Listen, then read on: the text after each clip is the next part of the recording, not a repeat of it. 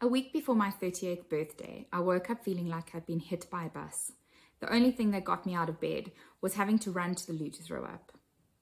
My thoughts were, get up, you'll be fine. People need you today. The kids need breakfast and they need to get to school. You've got meetings with clients and deliverables due. Push through, you'll be fine. But I wasn't. Looking back now, it had been coming for weeks. The kids had been sick on rotation, 1 or 2 at a time, for a while. We were 1 month into a 2-month home renovation and already behind schedule. Our team was completely stretched at work, grateful for the new wins, but completely overwhelmed by how we were going to deliver. The busyness of our days meant that connection with my husband was below average. It had got me to a point where my anxiety had made me physically sick, and for the first time in a very long time, I couldn't just push through. My resilience tank had run dry, and I was forced to stop.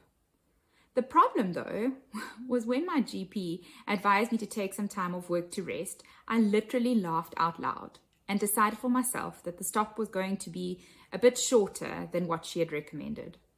A few days in, I peeled myself off the bed because my clients and my family needed me, in that order. I cringe now at the thought. On we marched, tissues and nose spray in hand, until just a week later I was pushed back down again. Worse this time. And while I was away with my extended family, celebrating my dad's milestone birthday. I felt totally defeated and ashamed. Ashamed for feeling that I couldn't do it all. I felt guilty for not being able to help prepare and present at meetings and for not being able to coach and teach the juniors in the team. I felt guilty for being sick again. I felt lazy for relying on family and friends to help support. I felt guilty for missing school events that I had been part of planning. It sounds like a tangled mess of guilt and failure and shame, and it was. Turns out I had burnout. The actual thing. The burning the candle on both ends until there's nothing left to burn type. Until then, burnout was just a buzzword for me. It wasn't something real that actually could happen to me. It happened to other people who couldn't keep up with their lives. It was very real and it was very raw. I stopped sleeping, and I'm not a very nice person when I haven't had 8 hours. Without proper sleep, my nutrition went out the window. I was very quiet a lot of the time, mostly when it counted the most, like around the Sunday lunch table with my family. I cried a lot, only by myself, never with others. The things that I usually got excited about made me anxious, and I cancelled. I tried to avoid them so that I could hide from the world that I was not okay. Gathering with friends became a chore. I stopped going to church. I avoided bumping into my friends at drop-off and pickup. I know you've probably heard many pieces of a similar story from women in your world. But this is my version, and I truly believe that sharing with you what I've learned since that week before my birthday will help someone, or maybe more than one, who feels guilty or lazy or who tries to push through because they feel they should. You see, each of us has a story. What we don't always have is the courage to be vulnerable with each other so that we can support each other through our circumstances and through our healing. Our default is to hide our true emotions, the real raw wounds of hurt and pain, because we feel we will be judged. We are afraid what others might think, that we are weak or selfish or a failure. The other reason we hide what's really going on is because we feel ashamed.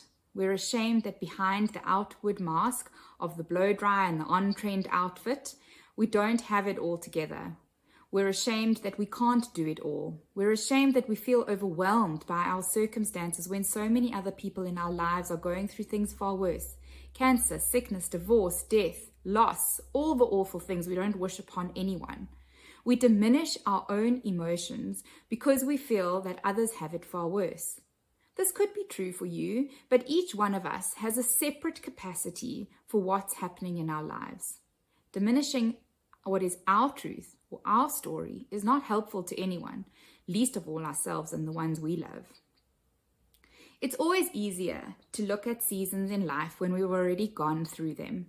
the view from the other side is usually clearer, where we can reflect and consider without the raw emotion of the moment. Reflection on experiences is such an important part of our learning and growth process. What happens though is that life gets so full and busy that we don't actually pause to look back, to be able to take forward what we need to and leave behind what we no longer need.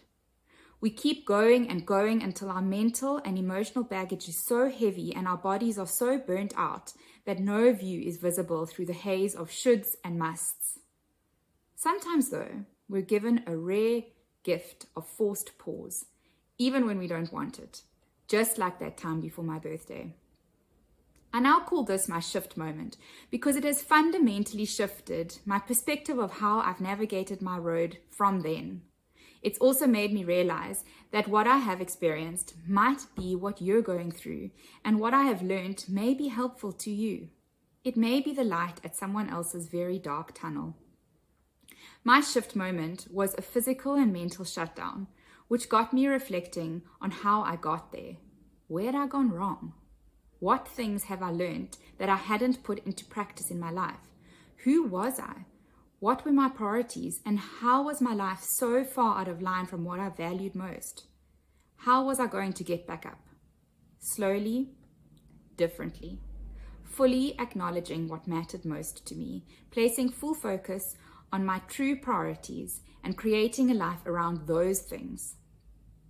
When we are brave enough to own our own stories and share them with each other, we realize that we are not alone in the way we feel and experience things in our lives. When we share our stories vulnerably, without shame, we create connections to others who might need to hear what we have to share and who could teach us through their experiences. For as long as I can remember, I've had a nagging in my heart to create something that can support and inspire other women. For as long as I can remember, I've ignored that message and that nagging. I used to tell myself that other things were always more important, but honestly, I felt that what I had to share wouldn't really matter to others in a meaningful way.